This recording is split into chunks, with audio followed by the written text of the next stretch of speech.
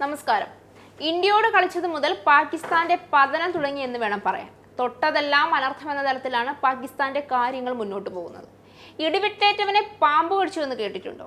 ഇല്ലെങ്കിൽ പാകിസ്ഥാനിലേക്ക് നോക്കിയാൽ മതി, കാണാം. കുടിവെള്ളം മുട്ടിയതിന്റെ ദുരിതം ഒരു വഴിയിൽ, ഇന്ത്യ വഴിയുള്ള കപ്പൽ ഗതാഗതം തടസ്സപ്പെട്ടതിന്റെ പേരിൽ അമിത ഇറക്കുമതി ചിലവ് മറ്റൊരു വശത്ത്. അതിനിടയിൽ പാകിസ്ഥാന്റെ തലയിൽ ഇടുത്തി വീണ അവസ്ഥയിലായി കാര്യങ്ങൾ എന്ന് വേണം പറയാൻ. ടെക് സോഫ്റ്റ്വെയർ ഭീമനായ മൈക്രോസോഫ്റ്റ് പാകിസ്ഥാനിൽ നിന്നും പിന്മാറുന്നുവെന്നാണ് ഏറ്റവും പുതിയ വാർത്ത.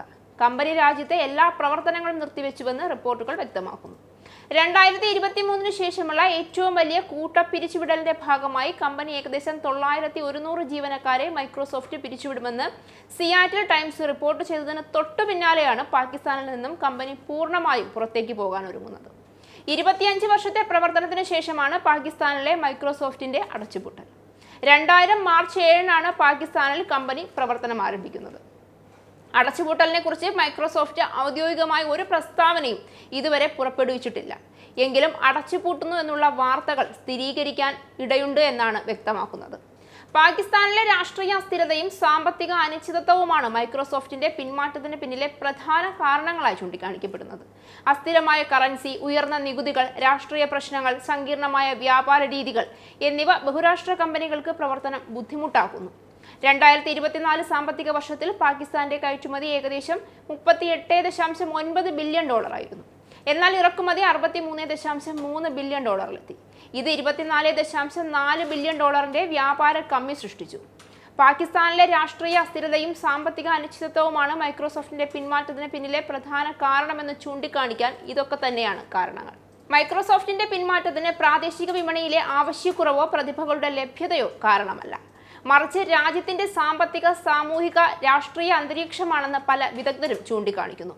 2025 ജൂണിലെ കണക്കനുസരിച്ച് പാകിസ്ഥാന്റെ കേന്ദ്ര ബാങ്കിന്റെ വിദേശ നാണ്യശേഖരം $11.5 ബില്യൺ കുറഞ്ഞു.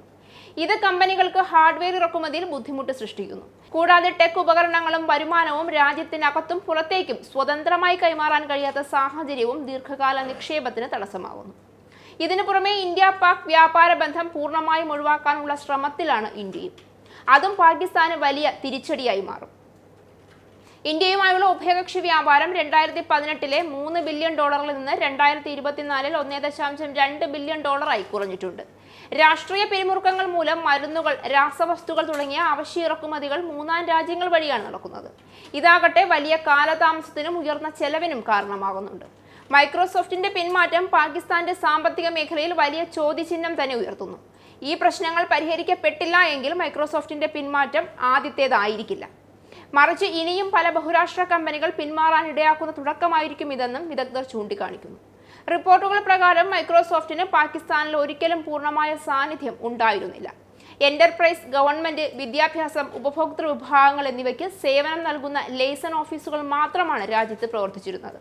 മൈക്രോസോഫ്റ്റിന്റെ പിന്മാറ്റത്തെ പാകിസ്ഥാന്റെ ഭാവിക്ക് ആശങ്കാജനകമായ സൂചനയായി വിശേഷിപ്പിച്ച് മുൻ പ്രസിഡന്റ് ആരിഫ് അൽവി രംഗത്ത് വന്നിട്ടുണ്ട്. മൈക്രോസോഫ്റ്റ് മേധാവി ബിൽ ഗേറ്റ്സ് ഒരിക്കൽ പാകിസ്ഥാനിൽ വലിയ നിക്ഷേപം നടത്താൻ പദ്ധതിയിട്ടിരുന്നതായും അദ്ദേഹം പറഞ്ഞു. എന്നാൽ ഭരണമാറ്റം ആ പദ്ധതികളെ തകിടം മറിച്ചു. നിക്ഷേപ വാഗ്ദാനം നഷ്ടപ്പെട്ടു. 2022 ഒക്ടോബറോടെ മൈക്രോസോഫ്റ്റ് വിയറ്റ്നാമിനെ തങ്ങളുടെ വിപുലീകരണത്തിനായി തിരഞ്ഞെടുത്തു. ആദ്യം പാകിസ്ഥാനെ പരിഗണിച്ചിരുന്നെങ്കിലും ആ അവസരം പാകിസ്ഥാന് നഷ്ടമായി എന്നും അദ്ദേഹം എക്സിൽ കുറിച്ചു. എന്താണെങ്കിലും ഇത് പാകിസ്ഥാനെ ഏൽക്കുന്ന വലിയ തിരിച്ചടി തന്നെയായി മാറും.